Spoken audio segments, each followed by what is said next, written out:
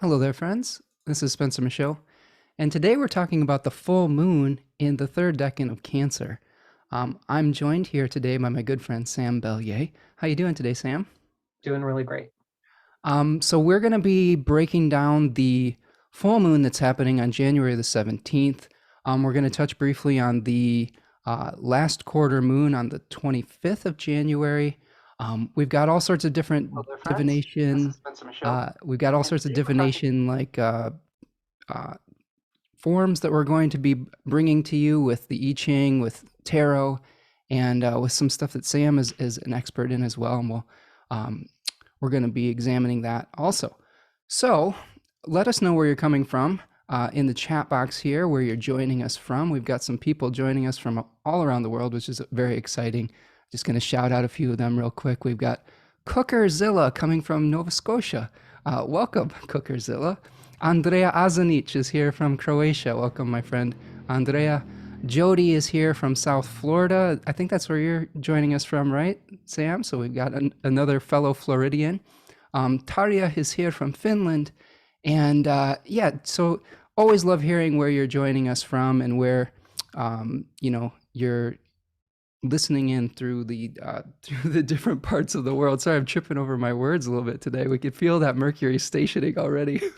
like, so Sam, my friend, help me out here. Save me. Tell me a little bit more about yourself Sure. and what your expertise is. I got introduced to astrology when I was 16 and apprenticed at a metaphysical shop, which was probably the coolest first job ever. And they stuck various books in my hands, and astrology was the one thing where I opened up the pages and the words kind of sunk into my skin.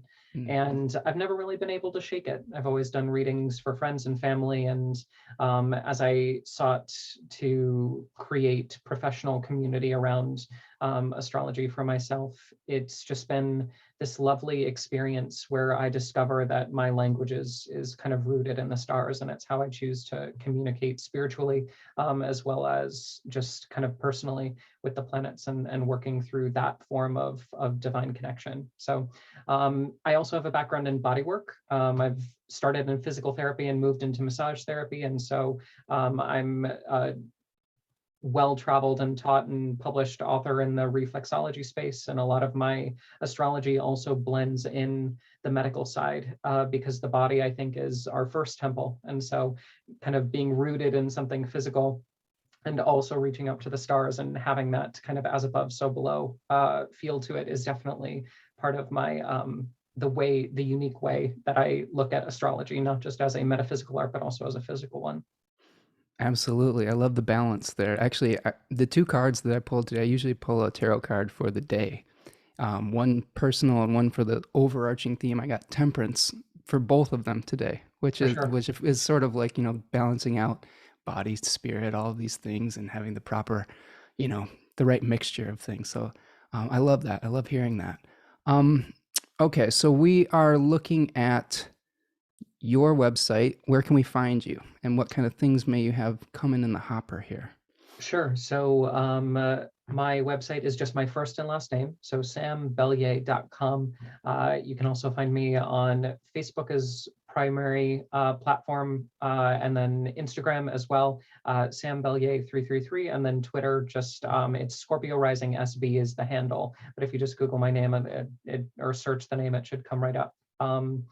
And most of my practice is revolving around the daily horoscopes. So I write a kind of transit picture for the day, and then I also write bullet point 1 or 2 sentence horoscopes for each sign for the non-astrological people to kind of keep in touch with the planets. And as far as stuff that's coming up, I don't really have a lot of astrology classes coming up because my reflexology work is taking me over to the UK for a third time at the end of February and March. It's my first international travel since lockdown, so that'll be super fun. And my second reflexology book just dropped in December, but I am working on my first ever astrology book as well, the Astrologer's Manual. So that should be my next project, which will probably be about a year or two out.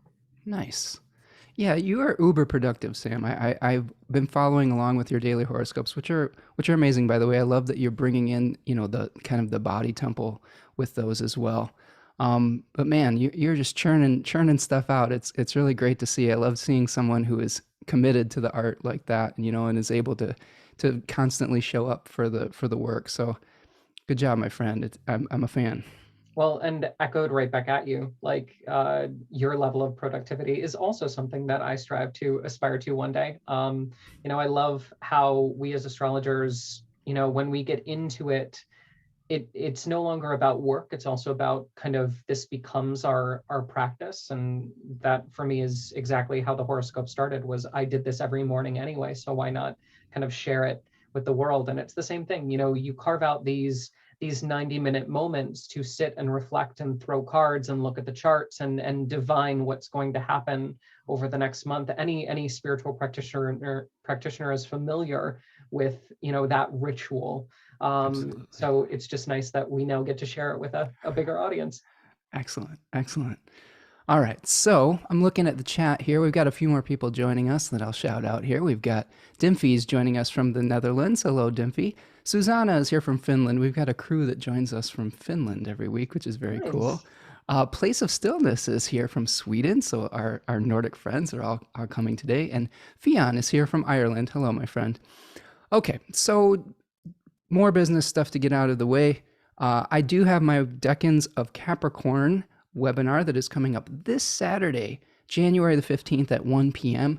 There is a link if you'd like to sign up for that, or for the winter bundle where you can sign up for Capricorn, Aquarius, and Pisces and then get a discount. So I'm really excited about that. I've been going deep into Capricorn archetypes like the mythology, some of the more esoteric meanings with the tarot cards and things of that nature. So hopefully you'll join me for that.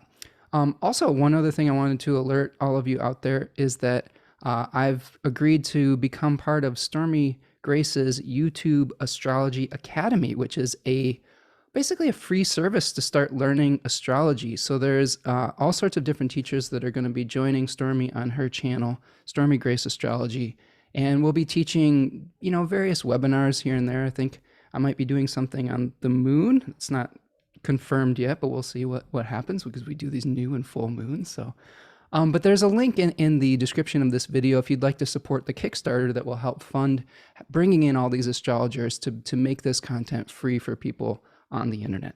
So you can find that in the description below. All right, I think that's the business stuff that we have getting out of the way here.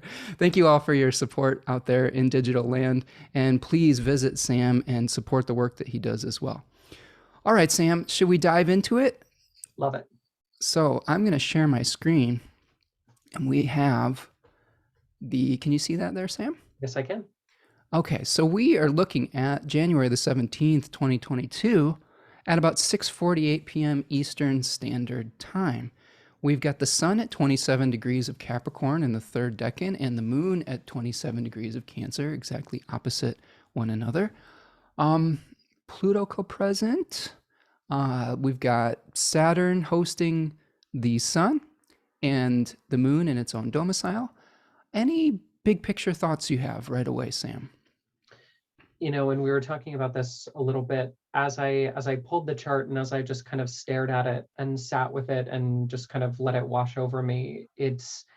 I adore a moon in Cancer, and especially a full moon in Cancer, and especially this being our first full moon in Cancer without an angry Saturn. Right. It's definitely going to be a lighter moon, a moon that is a little bit more kind of cradling that maternal instinct. Will be able to fly forward a little bit. But what kept pulling my awareness was that the sun is co-present after that conjunction with Pluto, god of the underworld, lord of the subconscious, everything that has been buried and swept under the rug, and the sun backlighting those things. So this is not a passive moon in any way, shape, or form. This is not a fluffy bunny moon. This is one of those moons that will likely, through the waves of Cancer, kind of wash up ashore a lot of dead bodies, with the underworld themes still being so fresh. But also, on either side of that Sun and Pluto conjunction is retrograde Mercury and retrograde Venus.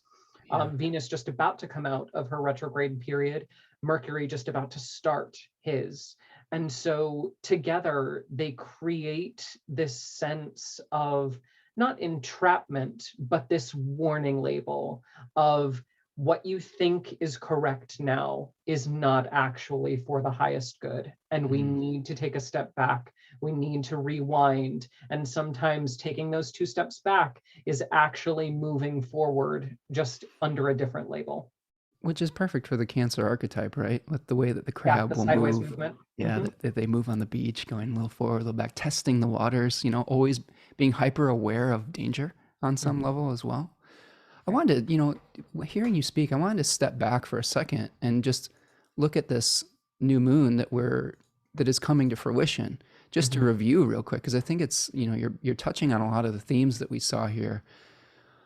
So with this new moon, we had, the second decan of Capricorn with the 3 of Pentacles card, which was sort of about the blueprint, and we had Venus kind of moving backwards, saying, what do we value as far as the structures of our life, the Saturnian structures? How do we administrate these different things? And one of the things I talked about with Andrea, who is here with us today, is there's a danger of becoming overly ambitious with this particular decan. It's a Mars decan with an exalted Mars and Capricorn type of vibe to it. And I think that we're seeing that come to fruition here with this full moon. And we'll go back for a second. I just want to kind of look at it because that gives me a little context here.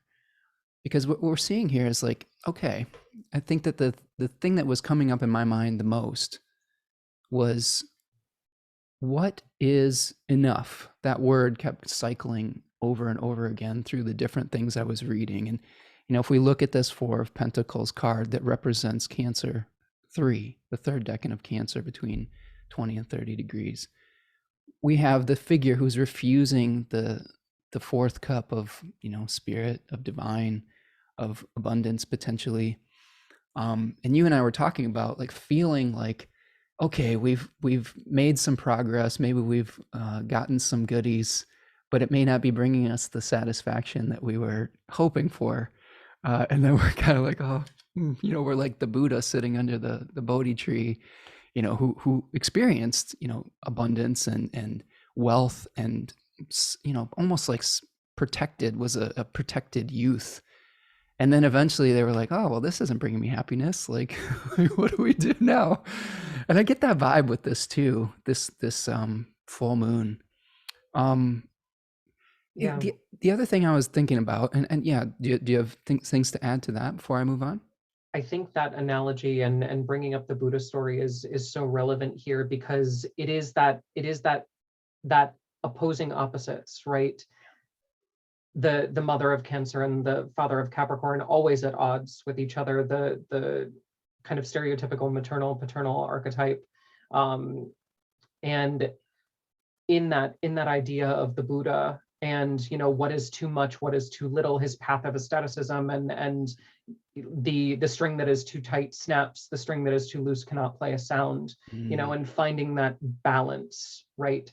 I think what maybe that 3 of Pentacles showed us was that we were being a little bit too ambitious, and now we're starting to see the results of that over ambition. And like we were talking about before, that Mercury just about to square Uranus, just about to get itself into trouble, just about to overextend itself, just about to Icarus itself a little bit too close to the sun.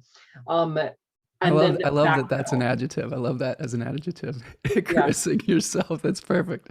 I mean, it's kind of like Mercury got into Aquarius and is like, yeet, we're going. Like it's out of Capricorn, out of the now with the support of Saturn underneath it, which is even more tempting because it has the backbone of its Lord, but Mercury's like, something's not right. I feel like there are strands of fate that are still tethered to me. There's something else underneath the surface that we're not yet seeing, which I think that Sun Pluto conjunction will actually bring to light and Sure. start to show us, like, hey, there were missteps. We didn't perform correctly the first time. So now it's time to kind of give into that yin, Venus restoring her power and going direct and moving through and kind of healing and sweeping and restoring and filling in the gaps, Yeah. while Mercury starts to do that reflective contemplative work.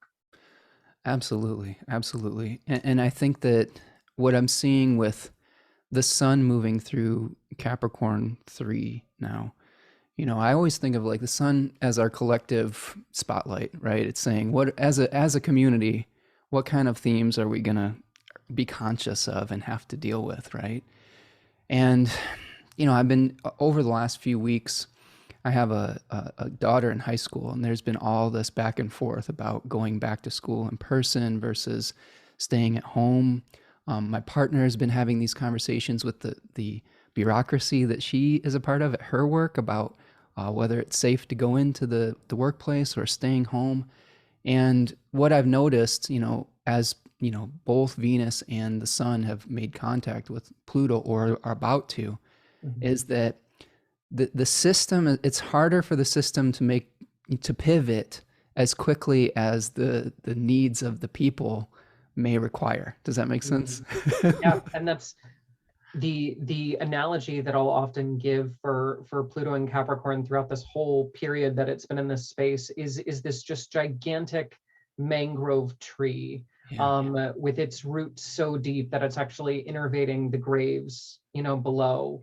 And you can't pull up those roots easily. They are established, they are ingrained, they are, years of little actions compiled into one. And so to think that you can topple, these authority structures, even if they are ruled by Saturn, there is that idea of making sure that you don't waste your breath trying to blow down a brick wall. Oh man, that's perfect.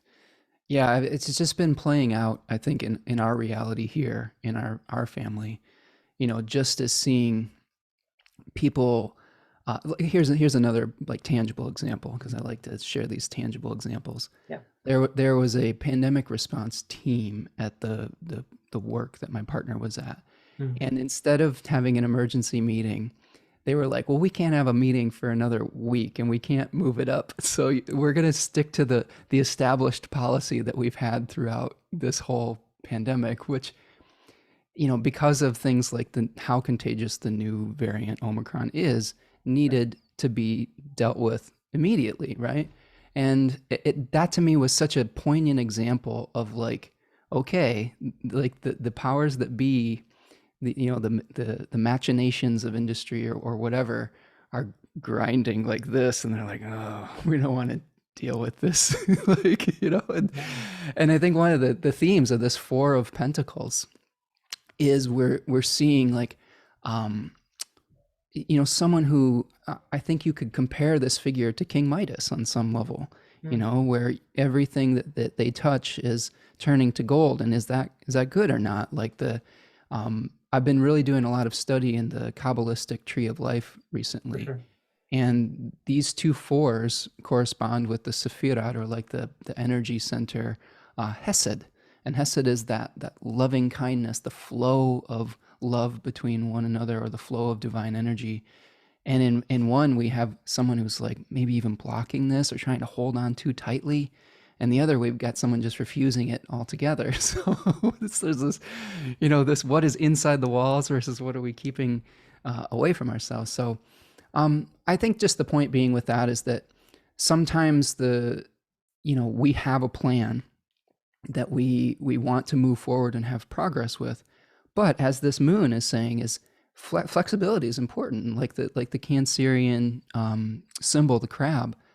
It isn't always linear, and you were pointing that out earlier. Is that sometimes in life we can't just always keep grinding up the mountain. Like there's a time for that, but we also have to be flexible. And this is something we've talked about a lot in our family, is the flexibility of I guess you'd call it, I don't know if I want to call it the air age, but since Jupiter and Saturn have made those conjunctions in air signs now, which only happens every few hundred years, it changes elements. It's definitely different than that Earth, kind of centric experience we had before that, where you could, make a plan and reasonably, Right. go forward with it, right? I love that analogy of Hesed because when having done a lot of the Kabbalistic work in last year, that was a big kind of spiritual framework for me as I took Yeah. those lessons. Hesed is the open sky and the open ocean. Like you're sitting there in between the two, floating, and anything you speak becomes, it's so overwhelming because of that hyper connection to the divine. But it magnifies everything that you don't like about yourself at the same time. And that contrast can be really scary, as we start to focus on the ease that is the potential of Jupiter and Pisces as a great example, and we are met with these parts of ourselves that are still not in working order. you know there's just that deeper reflection, that deeper understanding of crap, we wanted so bad for things to be smooth going forward, but there's still work to do. Yeah, it's I think that everyone is having an endurance test right now, like it's not necessarily a sprinter's energy, it's marathon energy. And I think that one thing we should acknowledge, I try to be as balanced on this show as I can, as far as like, trying to see multiple perspectives and take everyone's thoughts and feelings into account. I think that one thing I wanted to say to the audience today is that, man, you've been through a lot, and we've all been through a lot. And I think that it's understandable that a lot of people out there are fatiguing, and are starting to be like, oh, when is this going to be done? And are feeling that kind of desire to escape the reality of Saturn here with the Jupiter principle, where we want it to be a certain way, right? Because it's been really hard. And I think that one thing that I try not to do is that concept of spiritual bypassing, where we can say, oh, well, if you only believe hard enough or have enough faith, all the bad things in your life are going to go away, because that's not acknowledging people's lived experience, right? And I think sometimes when we acknowledge people's lived experience, that can be some of the most healing things of all, right? So I guess that's what I wanted to say just in the middle here, is that I think a lot of people have been doing the best that they can under really difficult circumstances. And I hope that we'll all get through this together. I think that's the real takeaway, is hang in there a little bit longer, right? I think that's what Sam and I are both saying on this, on some level, right? We've got to realize that this isn't a linear path, and that flexibility is really important around this period of time too, since we have this very Saturnian stack up here, which can get crystallized. We have to be flexible. Like I don't know, do you share some of your chart placements, Sam? Yep. Okay, so we're both Cancer suns, right? So we've lived this kind of like, all right, well, maybe life isn't this linear path, right?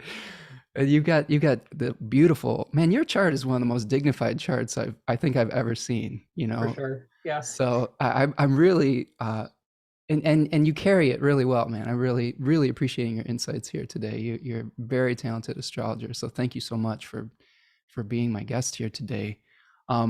But you seem to be tapping into the best parts of Jupiter with that exalted Jupiter that you have in your chart in Cancer, and realizing that sometimes we have to nurture. We have to be flexible. We have to not necessarily get attached to one particular path, which I think can be some of the downfall of a Capricorn energy, is getting so fixated on one, sometimes material path, that we end up losing our integrity along the way, right? Yeah. I want to tell a story real quick, and then I'm going to toss this back to you.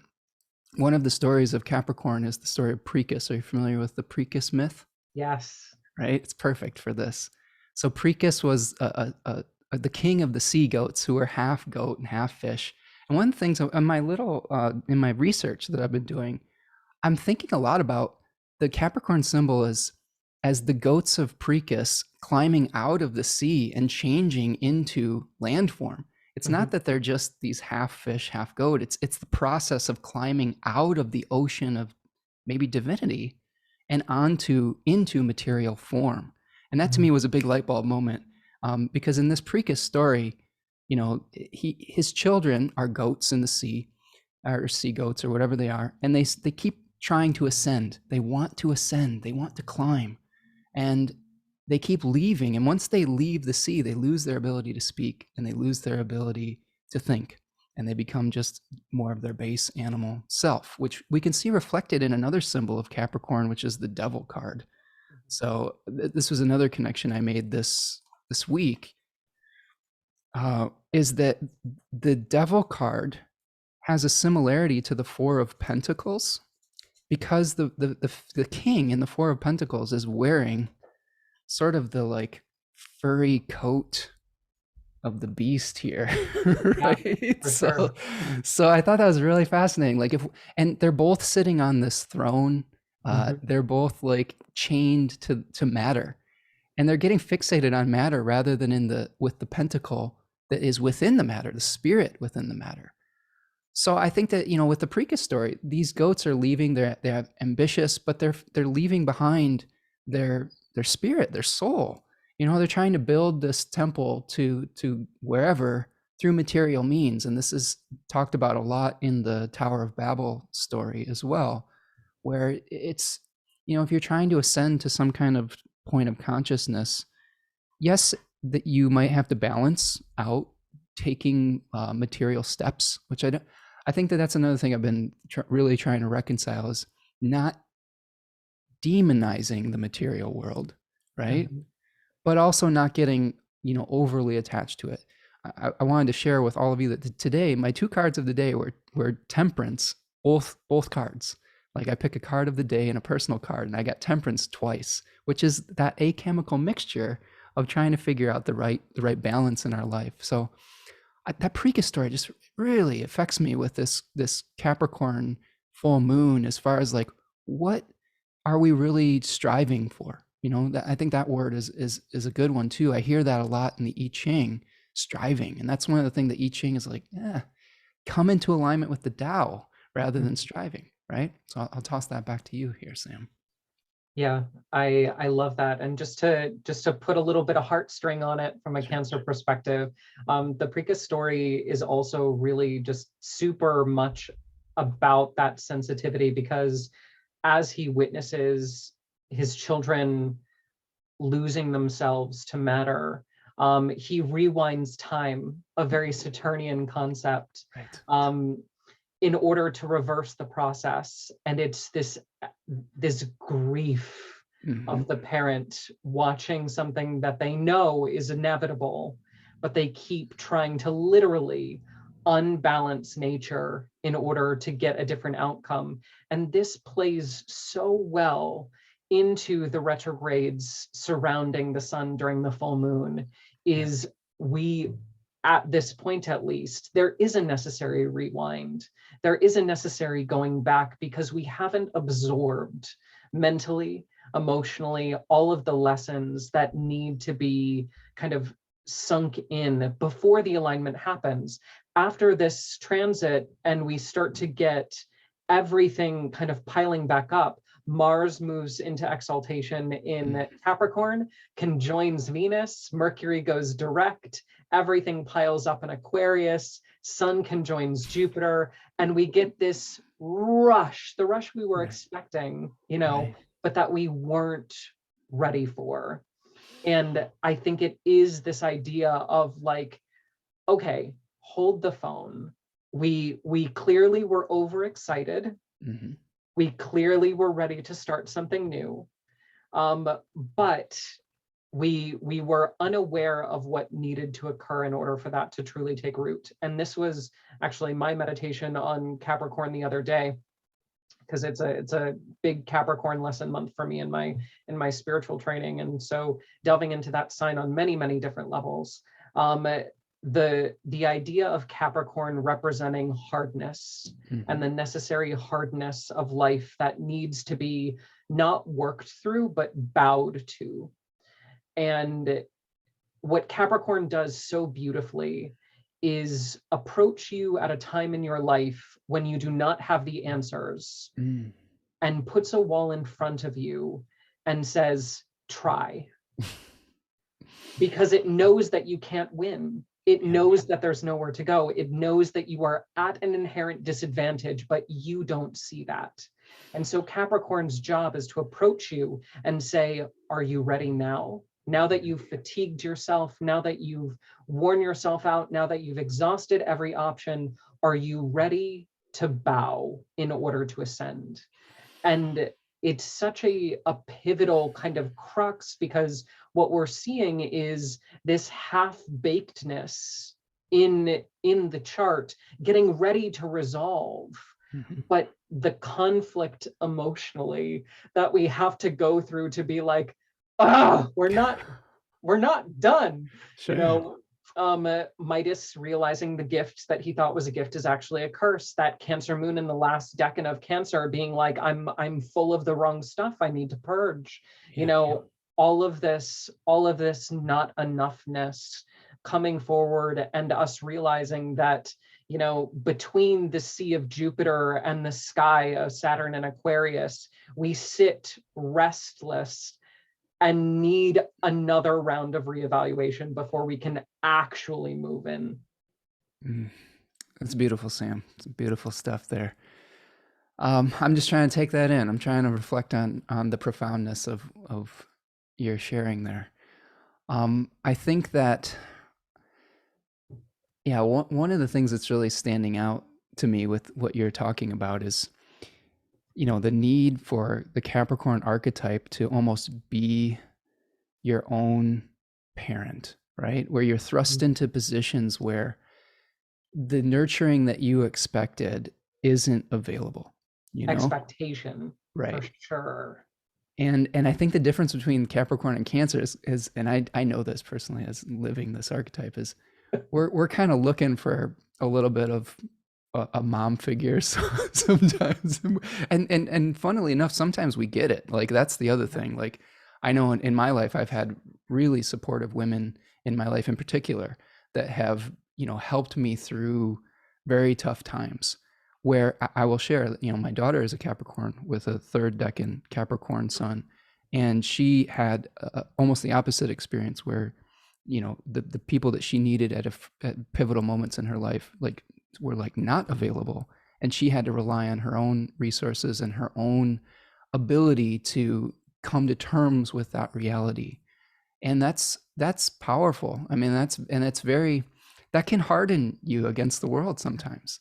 And I think that's the really the biggest, the crux of the difference between, you know, being born in the winter when things are tough, and you know, this is a time where being conservative is important, because, you know, the earth is not producing in the same way as when you and I were born in the height of summer, where the abundance is everywhere, and it's you tapping into this. So it's this is a really fascinating moon cycle, I think, from that perspective. The other thing I will add with the Cancer moon and just the Cancer archetype in general is the other thing that I like about one of my favorite astrologers is Liz Green. So I read a ton of Liz Green. I really love her storytelling, and she talks about Cancer as this Ouroboros incest, is the word that she used, which is an intense word, but she's talking about a desire or a yearning to return to the divine womb. Okay, that is one of the main themes that she talks about with Cancer, is this longing, this like it's, and when you're young, you may think about this as like a yearning for the past or nostalgia or something like that, which I definitely felt as a young person. But then that realization like flipped a switch in my brain as well. It was, oh, okay, it doesn't matter what it is that we're longing for. The crux of it is that we want to return to oneness. We want to return to the ocean. Whereas, isn't it funny? Here's where it gets really interesting. The Capricorn wants to leave the sea, Right. like, and the Cancer wants to go back to it. So, to me, that is, I'm just laughing because they're like, okay, now it makes sense. All the pieces are fitting together. So, how do we reconcile that in our own, lives of this, trying to climb out of this divine oneness, and really the need at this full moon to maybe take a step back and say, well, where are we getting the moisture? Where are we Right. getting the spirit of this? Have we just gotten so attached to our throne of matter that we're willing to do anything, like, to achieve it? I think that's been the biggest thing that's been shocking to me over the course of the last month or so, is that some of the bureaucratic structures in our country don't care what happens as long as the machine of industry keeps on rolling. They don't care if people die. They don't care if people get sick. As long as the GDP keeps increasing, they will literally put our children in danger to do that. And that, to me, is like the most horrifying thing I think I've ever experienced in my life. So it's a it's a really difficult thing to be witnessing. At the same time, I can also appreciate that everyone's situation is different, and there are definitely some folks out there that they don't have any choice, and they have to go and try to make a living. I'll get real, like, progressive for a second here, but, like, I was having this conversation with another friend, and I was like, I think the real answer is just maybe we need to start giving a universal basic income to people so they're not forced to have to go in and make each other sick and, like, basically put their life on the line just to make basic ends meet. So, Mhm. and people will have different political stances on that, but I think that even if that's not the solution, just thinking about it in terms of how can we bring humanity back to this situation, and, like, really helping on a how do we find nurturing in this very Saturnian time, I guess, is Right. the basic part of it. And I think that that conversation is so perfect because Cancer, of course, wants to rush to the aid of absolutely everybody. Right. And, let's all return to the ocean. Let's all get back to the nest. Let's cuddle up and kumbaya and, make sure that we're emotionally safe, fed, and loved.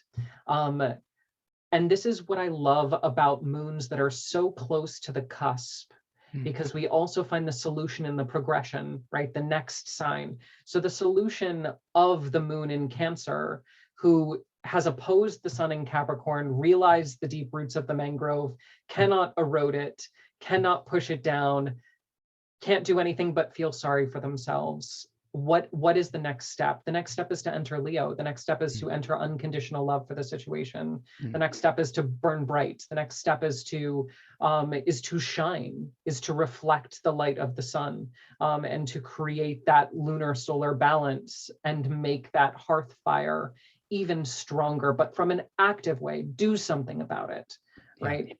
And likewise with Capricorn. Capricorn moves into Aquarius. The best way to harden Capricorn is to diamondize it in Aquarius, to crystallize, to take that hard earth, that raw coal, and refine it into something sharper, more fierce, more single pointed, without the dense restrictions of the Yeah. material world, but something that is so able to pierce and fly and is light enough to kind of make rapid change.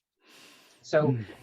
this dynamic of the moon, it is both the problem but also the solution, because it's right on that edge. We are so close to tasting that transformation, that transition. And I think that if we kind of look at who Cancer becomes in the procession of the zodiac and who Capricorn then becomes, and we start to lean into that dynamic of,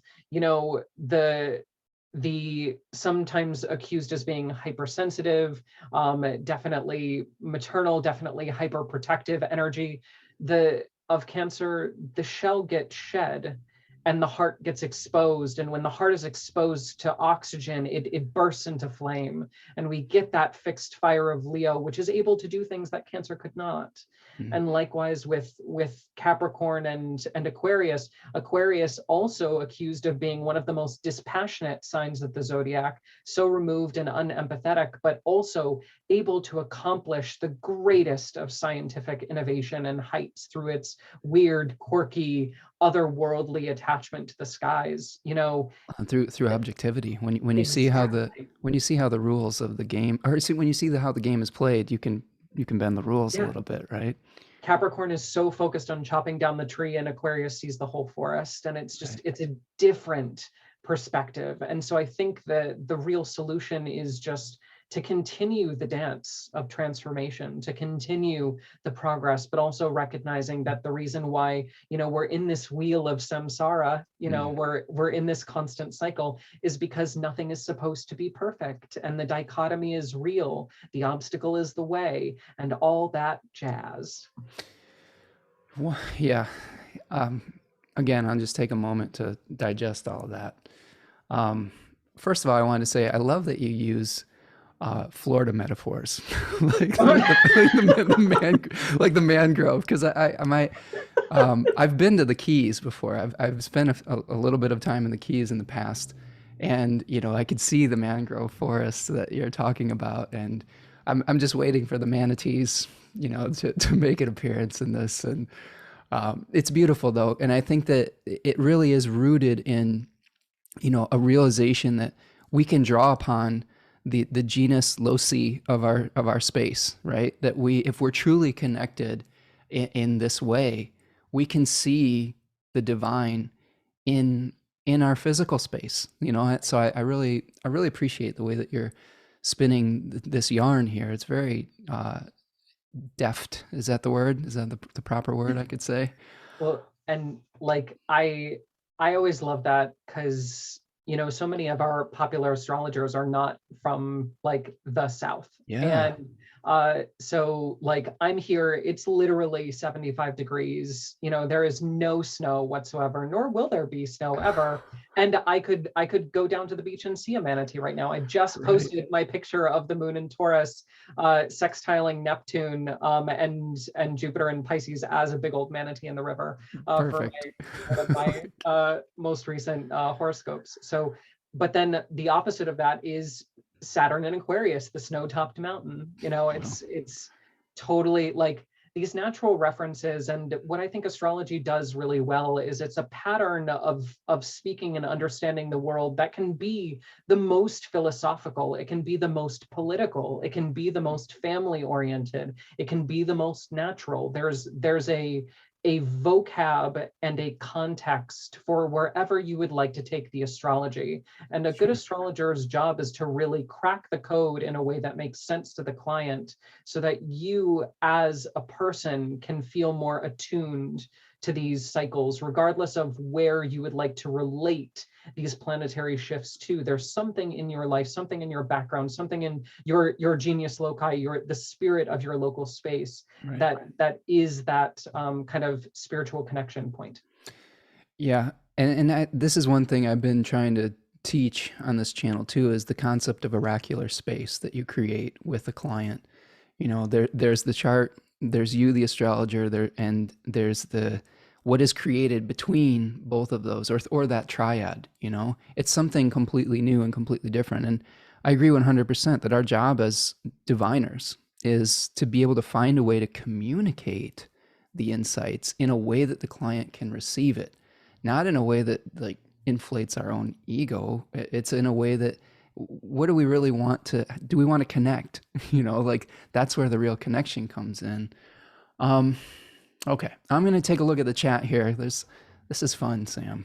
Yeah, Really excited to have you I on the show. figured I figured we would have good chemistry. It just Yeah, seems like we were a little bit better than anticipated. no, it's good stuff. Yeah. I really appreciate your insights.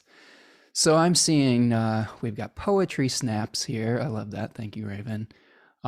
Lisa is floored by this interpretation of Capricorn, exactly her perspective. Lisa also is a great mind that has some really great insights in the chat every week. Um, let's see. We've got people. Susanna's pointing out there's so many great Cancer Sun astrologers in our Mhm. community. I agree. Like, Yeah. I'm partial. I'm biased, but Yeah. yes, I think that there is something that we're. I think that the Cancer being disposed of by the moon is a lot of our job is trying to connect with the masses and trying to interpret the light of the divine and deliver it to the people. That's what I feel is a lot of my role is to collect whatever insights are out there and deliver it in a way that is easily digestible. And I think that's part of the moon's energy as well, as collecting that divine light and infusing it into a body to be eaten or to be consumed or to be, I don't know, Mhm. worn. Like Yeah. these spacesuits that we're working with here. I love So that physical analogy, and also I think as astrologers, the baseline of any consultative practice is empathy, and yes, Cancer is just, it's not that we have the monopoly on it, but we certainly are one of the more well-equipped signs to navigate really emotional spaces without judgment. And when you're one-on-one with a client, and you're talking about their life, front and back, side to side, it helps to be able to kind of instinctively know how to hold that space. absolutely, absolutely. And I think this is a healing conversation because I spent a little bit too much time on social media the other day on one of these like joke meme accounts Yeah. where they posted something about a cancer men. Like, and I knew it was a joke, but I still was like, ouch, that hurts. Like, so for all you cancer people out there, this is just the love fest for you today. And know that your opinion and your contribution is valued, even if some people may misinterpret or not always appreciate our caring or our some other mothers. Like so. Hmm. For sure. So all right. Okay, so I'm seeing some great comments here. Thank you everyone for your sharing in the comments. Thank you. And Anise is saying Aquarius is a very misunderstood sign as well. Its passion is mental and strong. The detachment comes from Saturn. I absolutely agree. One thing I want to add to that Aquarius thought is I like to see Aquarius as sort of the platonic forms that we're drawing upon, the blueprint that maybe Saturn as or that Jupiter as demiurge wants to create from. So since we've got the Saturn on the outside of the planetary sphere model, you've got Jupiter drawing things down from that Saturnian, really idealistic realm. This is one thing that I think people may mistake about Saturn too, is it's very idealistic. It was Mhm. like he was the leader of the golden age in mythology, like this like land of milk and honey where everything was good. And there is this kind of like looking forward and backwards quality to Saturn, maybe trying to bring that back into our experience or organize the systems of our life. We've got, let's see, yeah, we've got more Cancer Club people checking in. All right, cool. So thank you all for being here today. I really appreciate all the contributions in the chat. If you would like to make a material donation to the show, there's a little $sign in the chat box that's called a super chat or a super sticker. That helps us keep the lights on here. I appreciate all of the support that you all have provided in the past. That's my little Capricorn, like ringing the bell for today, which is not comfortable for us Cancerians. I will say 100%. It is not a comfortable thing, but um, everyone's got to eat. So let's move forward, Sam. And one last thing I wanted to say about this moon before we move on to another portion of this. This decan of Cancer, the main themes that Austin Coppock talks about in 36 Faces is luxury versus scarcity. And I wanted to bring into the discussion the goddess Hecate. Are you familiar with Hecate? Oh, for sure. So I want to hear your thoughts on Hecate because you really have good thoughts on all sorts of different stuff. That you have a Gemini Mercury, right? Yep. So you are giving me all the different. I love how you pull from all these different traditions. It's near and dear to the Venus and Gemini heart that I have. So they're talking about Hecate as being a lunar goddess that both is nurturer and destroyer, the Right. goddess of the crossroads, and kind of this like feeling like, what are we doing with the abundance that we have? Once we've satisfied desire, and then we get maybe bored with it or something like that. I think that we're thinking about the cycle of desire and satisfaction, of having our desires satiated, and then, maybe figuring out, well, what is next? Tell me more about your experience with Hecate and maybe this theme of luxury versus scarcity. So it's interesting to me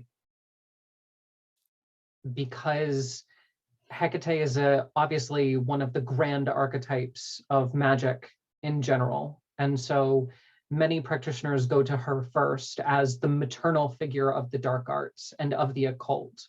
When we're seeking navigation through the shadows, there is Hecate, who is not just goddess of dark, she is the torchbearer. She is the Right. keeper of the keys. She Mhm. has her hounds that guide you through the deepest, darkest parts of the underworld. She is as much a guide as she is an ominous presence. So she does balance that maiden mother crone aspect. She is Hecate thrice, in that aspect. So what I love about this perspective of Hecate and the third decan of Cancer is the myth of Persephone. Mm. And so Hecate and her role in that myth is actually very neurodivergent and very much kind of like guest starry, but so pivotal, Right. because every time Demeter goes to consult Hecate, Hecate basically just kind of babbles to herself in her kind of altered state. She's like, and the wheel turns, and the Mm. wheel turns. And she's basically saying, like, don't worry about it, everything changes, which is like the last thing that you want to tell a grieving mother, Mm.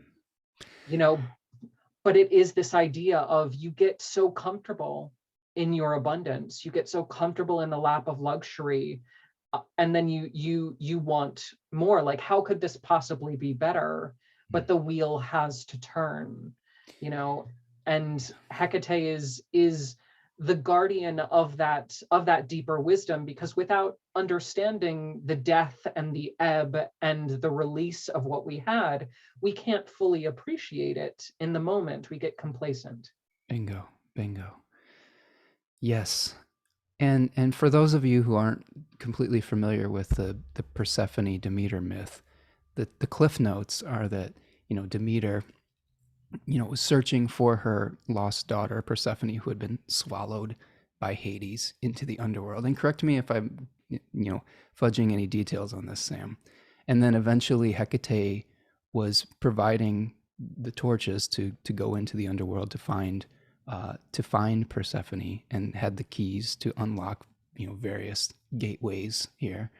Um, I, Tell me more about the mumbling of, speaking in tongues almost. So I attended Temple Fest in my tradition back before COVID happened, and we had the most lovely guest speaker who was Wendy Rule, who is an Australian native, and she created an entire album, an entire musical album dedicated to the myth of Persephone. Nice. And in her describing the myth and the tales from vantage points that, like, she had obviously been meditating on this for such a long time. She's like reading through the texts in Greek and reading through the actual kind of retelling of the myths from the sources that we have it. Hecate is so much an ambivalent character. She's kind of coming in and out of focus throughout the whole thing, not necessarily attached to assisting Hades or Demeter in this kind of conflict. She's the neutral force that is basically just saying, and the wheel turns, everything will right itself, everything will wrong itself, don't worry about it. Um, And and maybe that's a meditation on, us not trying to force the issue here as a community as well. With the Capricorn sun and the Venus retrograding through Capricorn, as this wheel will continue to spin, and we need to maybe kind of come into alignment with the reality principle of what is required of us, rather than what we wish it to be, right? this is what I love about Aquarius as well, because as a sign, Aquarius does something truly beautiful in that it collects all the data, and then it makes that strike that is so calculated, more precise than even some of our most calculating signs like Scorpio, Mm. and is just able to say, this is the linchpin, this is when we pull it, this is the least amount of effort in the most precise place that we need to tip the scales of balance at the correct time Right. for maximum results. And you can only do that when you're seeing it from a bigger perspective. And I think that that's what Hecate is doing in this myth, is she knows, she has seen what was, what is, what will be. And she's just kind of rattling on with her keys, walking down her road of life, being like, the web weaves, the wheel turns, everything will right itself. Don't worry about it. Perfect. Wow. We could talk all day, Sam. We could, like, I love this. And thank you all in the chat for the donations. Thank you, Moon Me Astrology, for the super chat, and Lisa for the super chat, and Suzanne. I really appreciate all your support. Thank you for helping. You know, what you're doing is you're buying, me the time to do some of this research and to continue to have, create that oracular space. So thank you so much for those donations, folks. And make sure that you support Sam and the work that he does too by signing up for a reading with him. You said that you have classes that it's coming later, right? Again? I've actually got some pre-recorded on my Okay. site. Yeah. But yeah, I think I think what we as people in the astrology community kind of need to do is just enjoy each other's work, and Yeah. let that be kind of the focus, regardless of what level. Like, it doesn't even necessarily need financial compensation. Again, like Cancer skirting around the money issue. Well, I'm enjoying your work today, Sam. So, like, all right. I think that was a beautiful interpretation of Hecate. The last thing I will say about that is that in some of my meditations around that Persephone myth, I was seeing the theme of the triple goddess, as some authors were talking about that both Kore, Persephone, and Hecate were sort of similar reflections, or not similar, but they were reflections of Demeter herself. They Right. were Demeter in different forms. Like Kore was the green corn, Persephone is the ripe ear, and then we have Hecate as the harvested corn. So really getting into that cyclical theme that we see repeated with the waxing and waning of the moon each month as well. So Yeah, thank you, William, for the super chat. for sure. So Sam. Um, uh, One of the other, if actually Carolyn Elliott in her book Existential Kink talks about spiritual development on like the rawest and raunchiest terms, and she brings up the idea of Kore and Persephone being essentially the same end Hades, like Right. in the divine dance, like they are all the same person. And so that contrast creates lack, but also, in returning to yourself and claiming your power in the darkest depths of who you are, you are all players on the stage simultaneously. And that kind of divine interconnection, like, we love to see the separateness, we love to see the full moon, the Cancer opposing Capricorn, Right. but at the end of the day, like, we are all each other's worst enemies, just from our own internal perspective. Like, we are every actor on the stage. And I think that theme actually repeats in at least Greek mythology as well, because Zeus is not just Zeus. Like, Zeus was also Poseidon and Right. Hades. Like, they're all Exactly. Zeus. Like, so they're all just different versions of Zeus on some level, which I think is pretty cool. And Yeah. as you're pointing out with Kore and Persephone and Hecate there as well. Okay.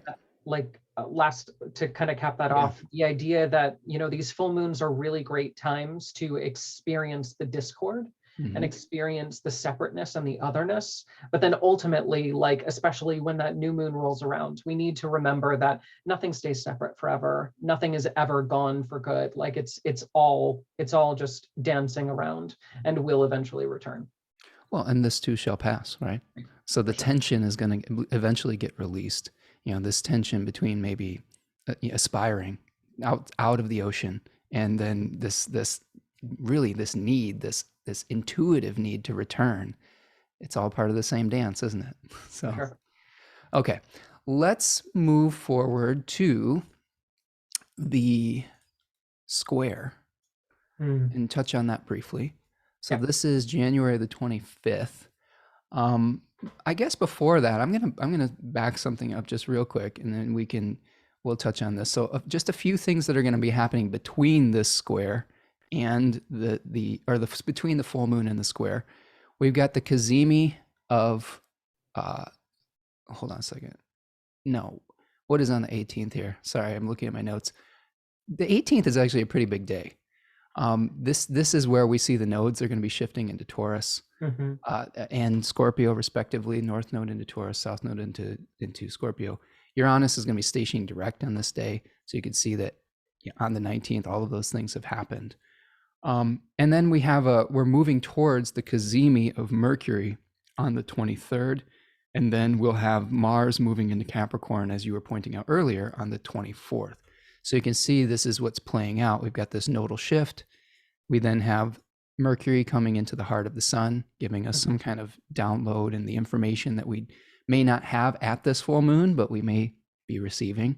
Right. And then we get to move forward maybe and take action with that long range view with an exalted Mars, because that Mars is like, all right, it's go Yeah. time, And right? this is the right action that we can only take after we have the information lit up by that Mercury Cazimi. And this is something I Yes. see so much in astrology sessions is everybody wants to know, when can I act? I need to make these moves. And the stars will always say, like, you don't have the information yet. Like, Yeah. the time needs to turn a little bit.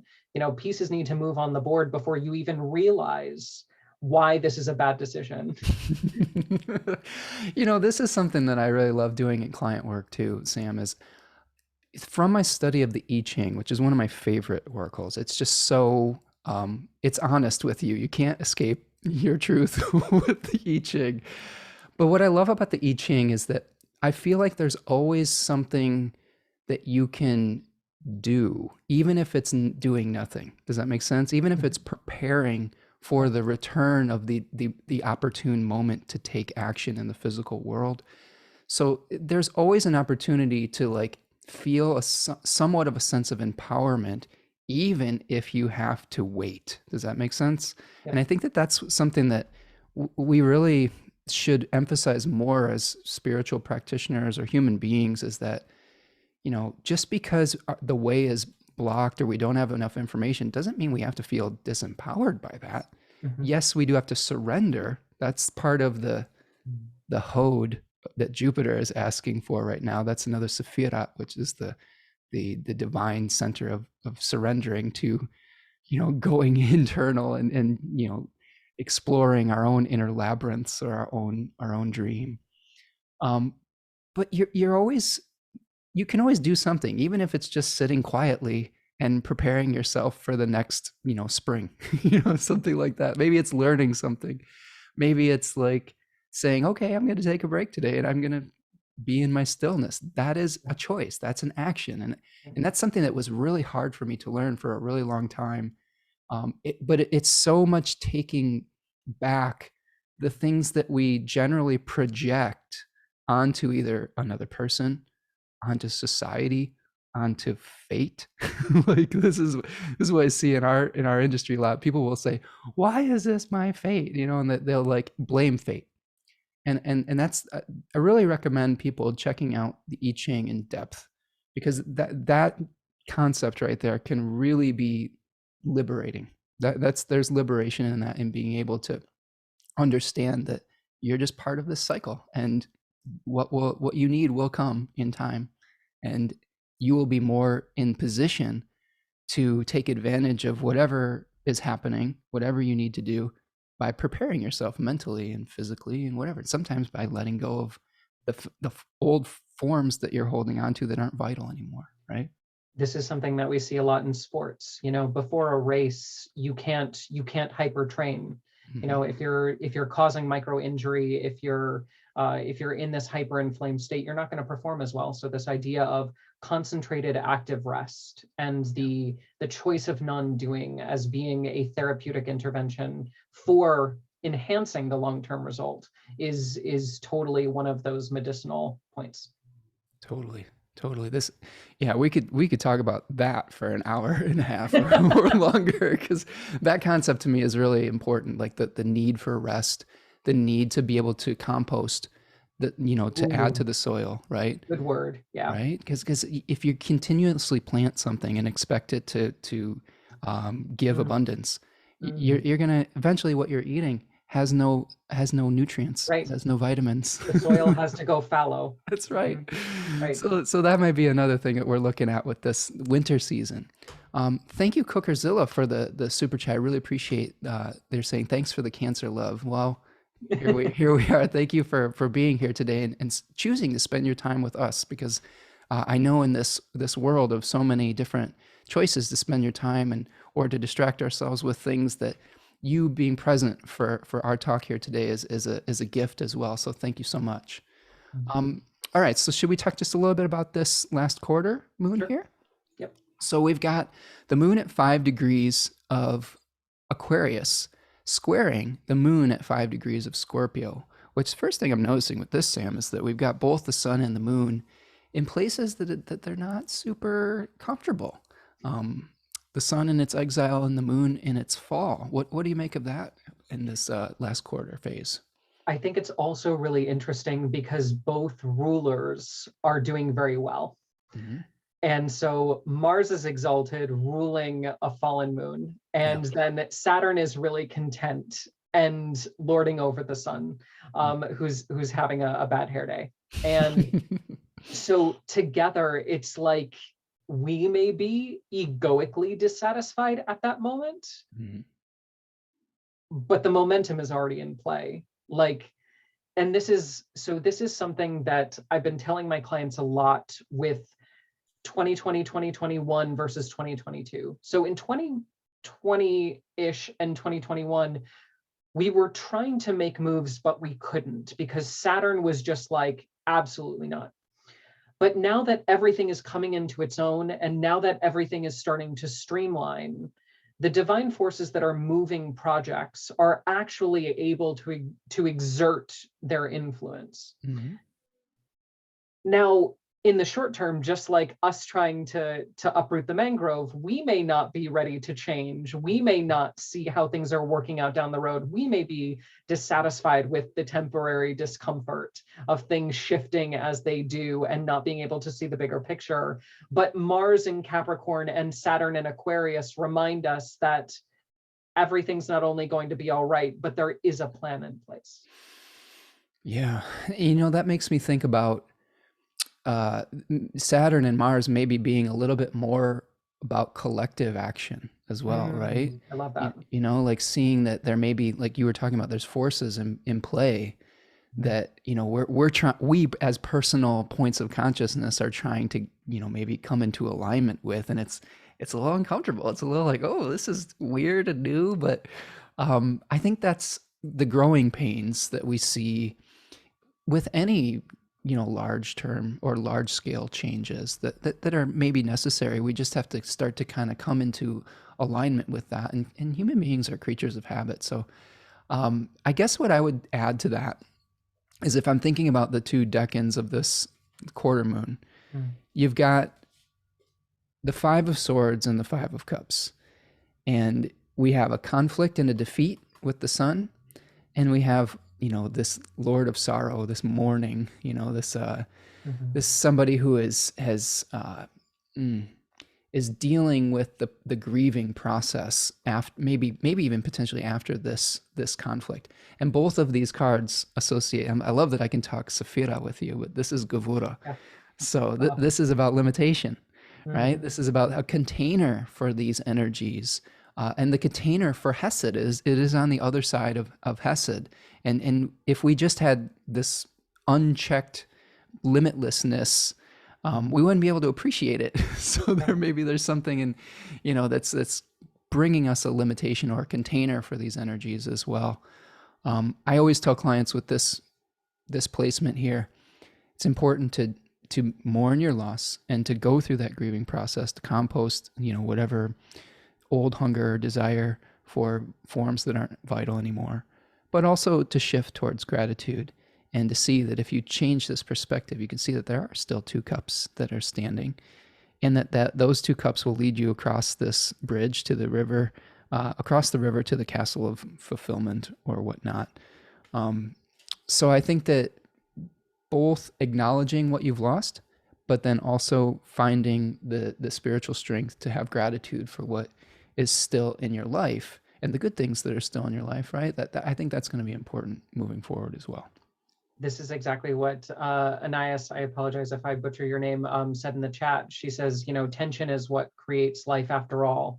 And this is a perfect example of that, where, you know, moving into Gabura, into the raw frictionless power that comes from discomfort, Right. you know, that's very much what we're seeing here. You know, the sun in one of its coldest places, the moon in one of its coldest places, but ruled by forces who are actually doing really okay. So there is this kind of lower level conflict, but if we do kind of rise above it, and not just trying to take the spiritual cop out, because I know that a lot of people try to love and light their way through this bullshit, and that's not what we're suggesting at all. Yeah. But the idea of during these points, it really does help to lean into that Aquarius perspective, and to lean into that Martial perspective as well. Like, we create our own destiny, we are the masters of our own fate, we can rise above this and see the bigger picture, if we so choose.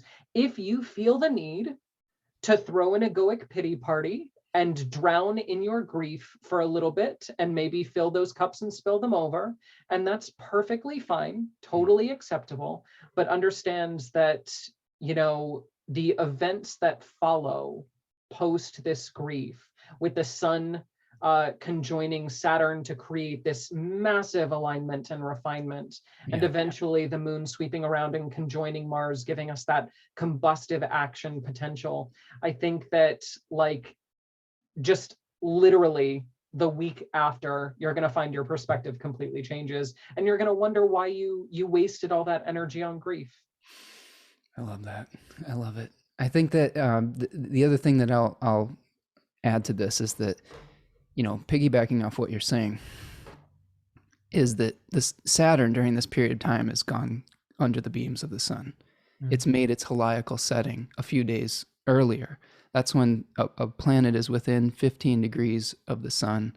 There are different arguments as to what the degree is of that, but basically when you see a planet like Saturn going under the beams, we may have a breakdown in the structures that keep society linked together. The last heliacal setting of Saturn was January 6, 2021. If that date sounds familiar, there was all chaos was breaking loose.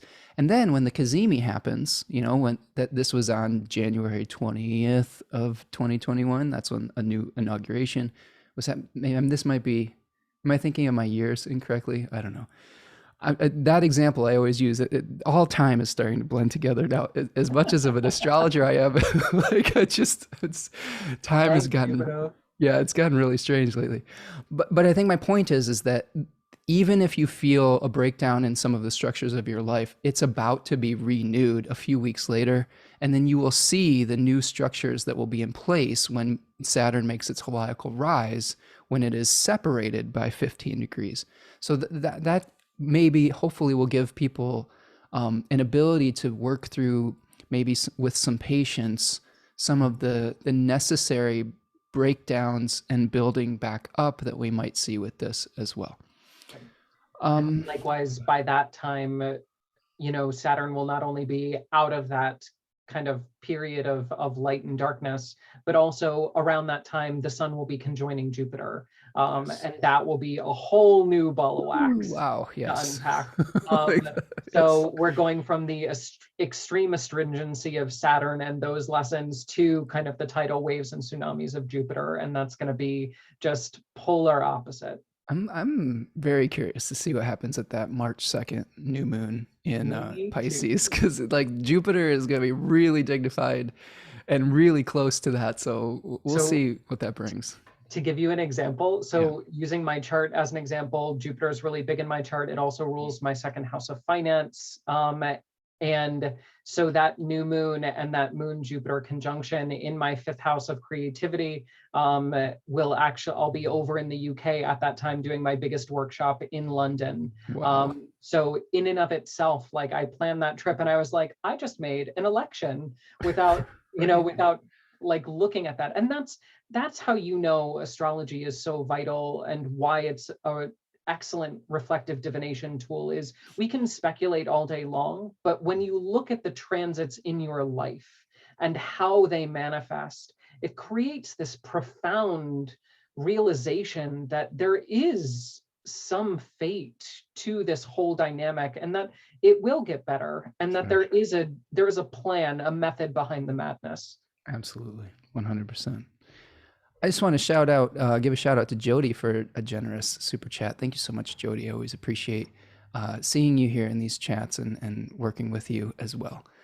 Susanna says the I-Ching also always tells you what you need to hear. I agree. It is both a very enlightening oracle and a brutal one at times. It is very honest. You can't beat around the bush with the I-Ching. It's going to be like, oh yeah, you're screwing up. Like, take a time out. Like, but again, sometimes it's what we need to hear, right? And there's so much wisdom within that. My favorite translation of the I-Ching is by someone named Jack Balkin.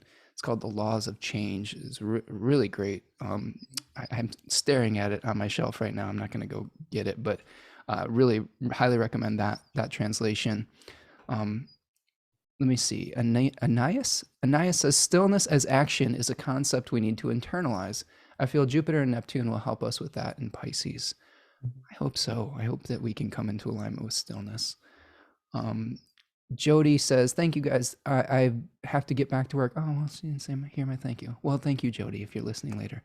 I'll catch the rewatch. Great today. Nice to meet Sam. And then Aeneas is saying, Lisa, it's been tough. Yeah, we'll find more inner balance for summer, hopefully. I hope so. I don't know. As much as I have a little bit of a window into the future with astrology, I find myself continuously actually still surprised by the manifestations of it.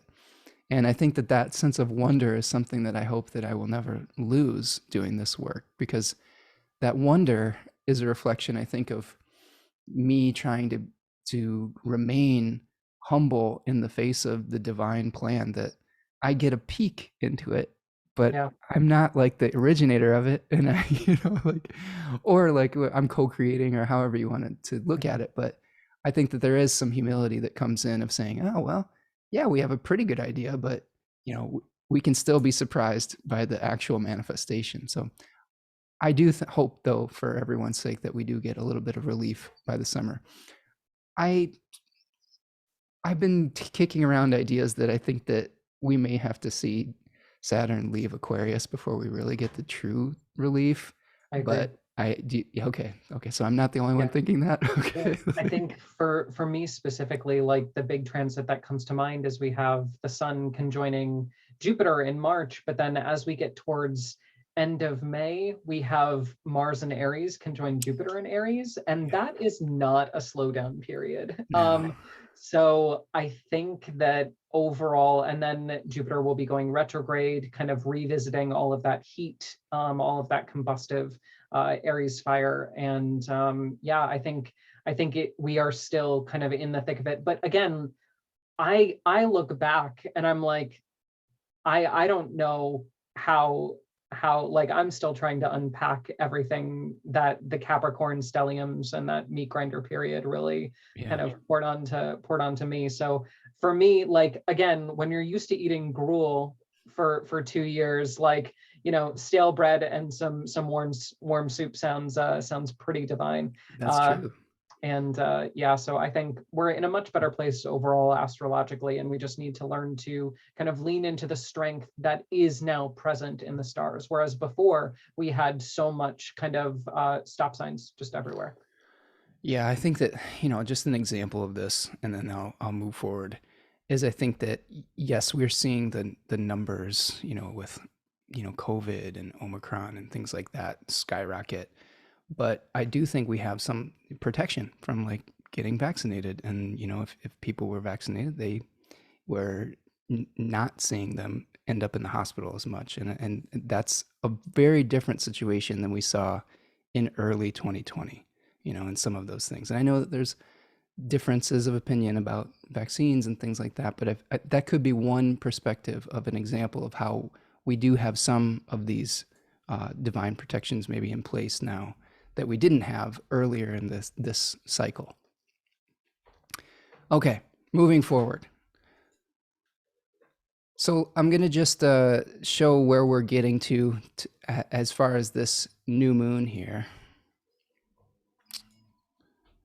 Thanks all for hanging out with us today. We've got we won't spend a lot of time on this, but before we get to that awesome new moon in Pisces, we got one more new moon in Aquarius. And I actually, I want to announce here that Gary Caton will be joining me on the 27th of January to talk about this new moon in Aquarius in depth. But this is right before we have the Saturn Cazimi. We've got kind of 6 of swords energy here, where we're having communication between the center and the periphery. Any like really quick thoughts about that new moon that we're heading towards with this cycle? Again, like the idea of not yet, because Mercury is still just about to end that retrograde period. Mars will conjoin Venus, and what I'm looking forward to is that Mars Venus conjunction at the beginning of February, around the 15th, mid-month. Because what I think, as they conjoin and as they basically hold hands and just usher each other through Aquarius, it's going to be this great partnership that's going to bring so much ease and action through ease. Sure. But as Mercury gets released and starts to speed up, I think we're still in that mental reflection period. We're still halfway through that contemplation of what exactly are we doing? Why is it not working? Figuring out the nuts and bolts. And also the idea of that Saturn still underneath the rays, and being eclipsed by the sun. So this new moon is trying to find answers. It's trying to find emotional centeredness. It's trying to go within and search for those answers. But those answers are literally, the process of looking for answers is eclipsing the Lord of the new moon. So it's just, take your time. Do not look too hard for answers that are not ready to emerge. Great advice for anything that we have with Saturn involved, right? It's not a quick fix. There's Saturn gives its rewards after continual effort over the long haul, right? And so thankfully, just a few days later, you don't even need to wait that long. We have the Saturn Sun Cazimi. So yeah, it's not going to be very long after that new moon, but I think that the normal kind of refreshed perspective that we're looking for at that new moon still won't be fully cooked yet. Yeah, right here on February 4th, you can see that that's the Cazimi, or the conjunction of the Sun and Saturn, which is renewing the vitality of Saturn, if we can call it vitality. It's kind of an oxymoron or paradox a little bit, but it is renewing the spirit and energy that Saturn is going to be working with. So hang in there at that new moon. Only a couple days later, you've got this infusion of solar energy into Saturn. Okay, Anise is saying, I'm watching through my window, an eagle flying. All right, well, there you go. Zeus is with you today. And Hollis, I said warm soup, not worm soup. Right, so worm soup. It feels like we've been eating worm soup on some level. Yeah, definitely. But maybe we need some worm soup so we can get to the depths of things, right? Like, I bet actually worms are pretty nutritious. So yeah, exactly. Again, like eating something that is eating that gruel, eating what is disgusting, right, just in order to get baseline nutrients. Yeah. All right, so I'm gonna stop my share for a minute here, and we will finish off this wonderful conversation. Thanks again, Sam. You are a joy to have here on the show. You are a fountain of knowledge, and I am honored to be having this conversation with you today. Likewise. So we have a couple more symbols for all of you out there in digital land. I like to pull an animal symbol for the show and an I-Ching. And then Sam is going to tell me what you're pulling today for us. A geomantic figure. Okay. Do you want to do that first, or do you want to go through the animal and the I-Ching first? Animal and I-Ching. Okay, so the animal that we had today is the owl. And the owl is interesting because the owl is a nocturnal animal. It has some significations with wisdom and being able to see things that others can't. It is a very adaptable animal that will store. It will store things that it has caught that are in excess in its cache or cache, or how do you say that word? Cache. Okay. So, it's very interesting to me. They're also silent flyers. So they hunt in a very silent way. So I think this speaks to whatever we're doing right now. We don't have to be bombastic about it. We can kind of observe from all different perspectives. They can also rotate their necks 270 degrees to be able to see from all these different perspectives. So I think that it's important to listen. They have exceptional hearing. I think that it's important to pay attention to the omens in your life. They are associated with omens, but also sometimes of a symbolic death. So to be able to, let go of the things that are no longer serving you in your life. What do you think? Other owl thoughts? Owls are associated with the goddess Athena, goddess of wisdom. And also owls, although they are silent creatures, their shrieks are extremely piercing. So it's that idea of when to keep silent. Right. I like that. Some of their main food sources are mice. So I think that we need to consume some of the details of our lives. One interesting fact is that the great horned owl can actually eat skunks because they do not have a very well developed sense of smell. So maybe there's something that you can consume that if you avoid the stinkiness of it, or avoid sort of the, maybe, I don't know, what we would consider a skunk scent, maybe the more emotional, pungent leaking of emotions. If we're able to be objective, like Saturn is asking us to do, we may be able to consume something that is nourishing to us, and it may not be available if we were to get too fixated on, the smell of it. Also, the mice that the owl kind of ingests, it only digests what is most appropriate, and then it regurgitates all of the parts and all of the bits that are beyond its capability. And so it is that kind of choosy digestion, really making sure to only take on what is most necessary.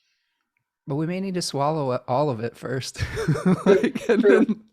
Right? Maybe we take it out, we take in the information, we utilize what is, nutritious, and then we reject what doesn't work for us. And that could be something too. Like, if you're able to see something from all the different perspectives, it doesn't mean you have to agree with every single perspective, but as long as you've held enough space for it, then you can take what will be useful for you and get rid of, regurgitate like the pellets of our lives. Okay, so that's the owl.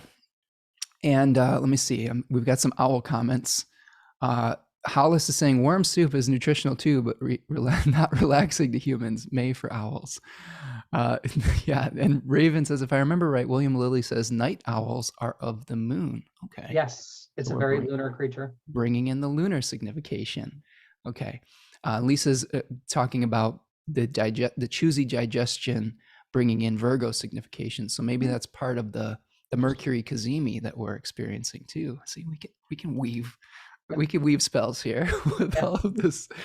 Okay, so the I-Ching that we have here is number 37, which translates to the family, the household, the clan, close-knit groups. I highlighted playing your part, establishing expectations, serving as an example, creating mutuality and trust, and two changing lines. The first changing line says, not chasing after whim or desire, remain in the center, prepare the food, perseverance brings good fortune. Any initial thoughts on that first changing line there, Sam? Anything that comes to mind? I just adore it because we're getting into so much Mercury territory right now, and with birds of flight, with, you know, being picky, being choosy, the food aspect of Virgo coming through again. My geomantic figure, also a mercurial figure. So I think that overall, like, it's this idea of being discerning, of being, you know, mentally open, but also shrewd in your perception. I think maybe the family situation and the things that are a little bit kind of ground level relate to that Sun Pluto conjunction. And that being kind of the underworld vibe, or the things that are most family oriented, very much fourth house kind of things in the chart, for sure. Okay, so we've got line number 2 that talks about not necessarily chasing after whim or desire, which I think actually also fits in with this card, right? Where we've gotten our desires satiated in some level, maybe, and are we satisfied with enough? I wrote, I got a couple notes here. I wrote, cultivating virtues of modesty and moderation, attend to the immediate responsibilities and duties that you have, which I think reflects the Cancer Capricorn equilibrium we're trying to strike. Subordinate ambitions for the good of the group, which I think ties in with the new moon in Capricorn too, where if we got a little bit overly ambitious with maybe some hubris, trying to build our castle to the divine through overly material means, we may need to maybe release some expectations about timing, perhaps. Nourishing others with your abundance. I said share exclamation point, which I think is always that's always a good lesson, right? Learning to share and not to hoard like King Midas potentially. And then practicing unselfish devotion to meet the needs of your community. So we move to line number 5, which says the king approaches his family. Do not worry, good fortune. And this speaks to establishing trust between the leadership and the members of the group. Practicing kindness and magnanimity, maintaining dignity and integrity in positions of authority, which I think is important, especially with the Sun Pluto conjunction that you were highlighting. I wrote down a great leader serves his followers, right? Use love, not fear, to lead. I think that's important. I saw one other thing I wanted to mention before we talk about your geomantic divination. And I was really affected by this art installation, and I shared this on my Instagram. And Yes, I love that one. I had to bring it up because I want to hear your thoughts on this, because it was so powerful. It's an art installation called "Can't Help Myself" by Sun Yuan and Peng Yu, and it is a robot that is programmed both to dance, and it has a sweeper attached to a large metal arm. And it's programmed to both dance, but also to leak hydraulic fluid that was made to look like blood. And it has to stop its dancing to sweep the hydraulic fluid back into its body so that it continued to function. And eventually it's kind of slowed down over the years, and it dances less because it has to sweep more fluid back into itself. And holy cow, I just was like, I was stunned by this. This is the first time I saw this, and I just was stunned with all the different things that we could glean from that installation. And I'd love to hear your thoughts on this, Sam. I mean, obviously, like, as a Cancer person, like, there's no better analogy for our sign than that. Yeah. Always trying to serve and trying to self-care, and also trying to make sure that our emotional leakage does not contaminate the world around us, because Cancers are so prone to putting the mother in smother, but also to sacrifice our own self-care for the care of others, and to be overly considerate to the point where we degrade ourselves. And looking at that installation so many times over the years, every time it comes up, I always get the feels for it, because it's such a relatable piece. But what is also so interesting about that piece to me is that, ultimately it's a machine. Yeah. It has been programmed to do that. And what we as humans have the luxury of doing is changing our programming. And so although somebody who might look at this exhibit would think, oh, how sad, this creature will never change, we have that luxury. We can take empowerment in that. if we're able to recognize the dance that we're doing. Yeah, man, I love it. And you know, there's so many layers to that art installation. There's so many different angles you could explore it from. You know, you could think about it as a meditation on capitalism, utilitarianism, as you know, losing our utility as we get older and being cast aside, you know, by society, is something to think about. And you could also think about too. This is my biggest takeaway: is realizing that time continues to march on, and as much as we may try to contain entropy, you know, that we all are going to die someday. That is reality. But that doesn't mean we need to despair. It means that because we are aware of that death, it maybe, like you were saying, that the robot might not even be aware of that death. We can choose to utilize that time that we have in the best way possible, right? And find out what is meaningful for us, right? What gives meaning to our life. If you're aware of your own mortality, how are you going to utilize that time? Right. And I think that really speaks very well to the hexagram that 37 is changing to, which is called great accumulation, number 26, great amassing, strengthening up, preparing, gathering knowledge, sweeping in hydraulic fluid, cultivating your abilities, improving yourself, waiting for the right moment. So I think by doing some of these small actions and you know, practicing these daily rituals of gratitude, that adds up to big things too. You know, like I think that's what I appreciate about your work is, you know, you were, you know, reflecting that you appreciate about what I do. I think we both have this ability to show up and to keep showing up. And it's not through one grand action. It's through many small actions that we're building something that hopefully will live beyond us, right? That will be something, turn into a grand structure that will benefit, you know, our community. And I think that was so hard for me to realize as a young person. I always thought I had to do something so grandiose, but the real crux of it is just showing up every day and doing what is necessary in that moment for that day. And that adds up to grace, I think. All right. So, Sam, tell me about your geomantic figure. Teach me about this a little bit, because this is new to me. Yeah, so geomancy and astrology are actually really kind of interconnected.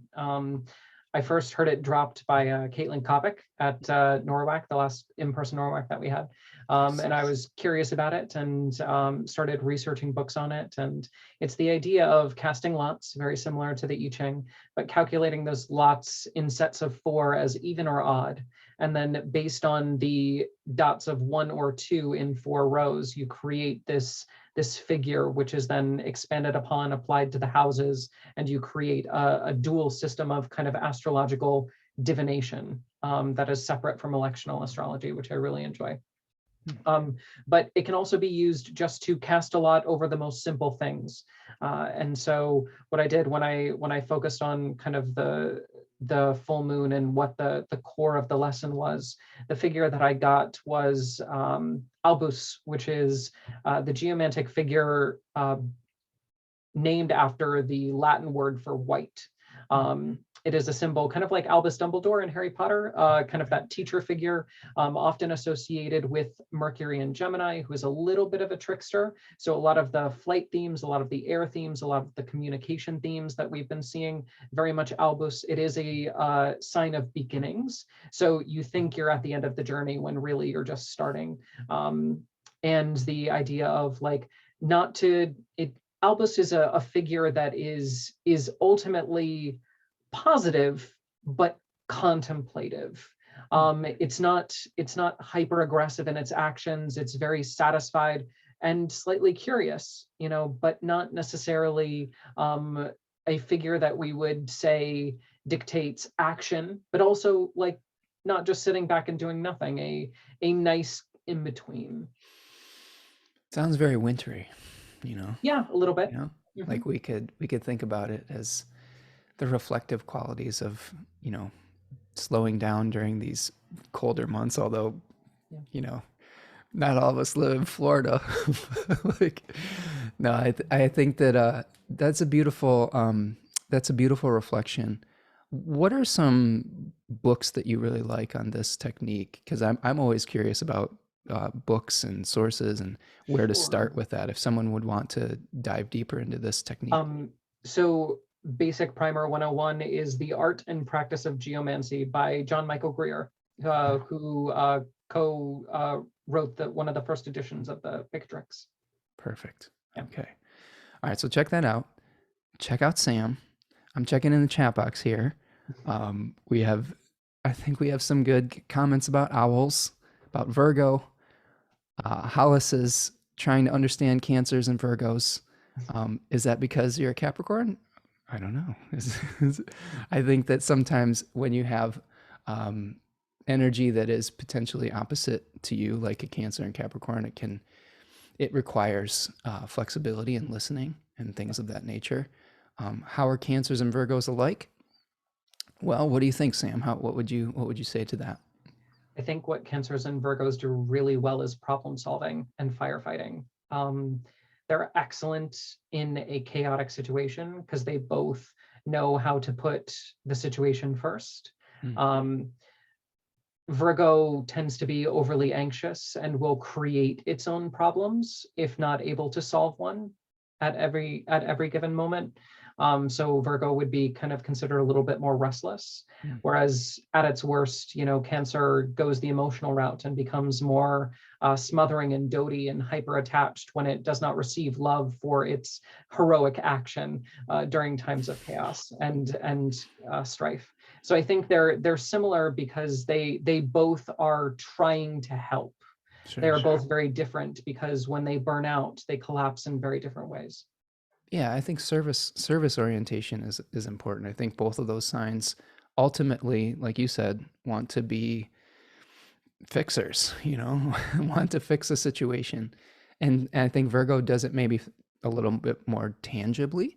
And the support that a Cancerian, placement might provide may be more emotional support or more like nurturing in that nature. It doesn't mean that a Cancer can't be practical or a Virgo can't be emotional. It's just those are some of the archetypes.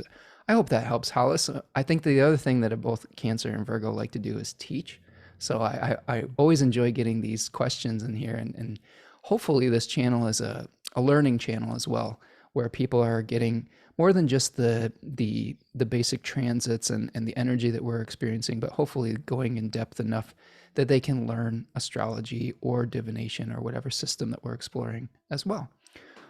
Well, Sam, I think we did it. I think we got through it. We went a little bit over today, but this was such a good conversation. I didn't want it to end here. Thank you so much for your wisdom, for your time.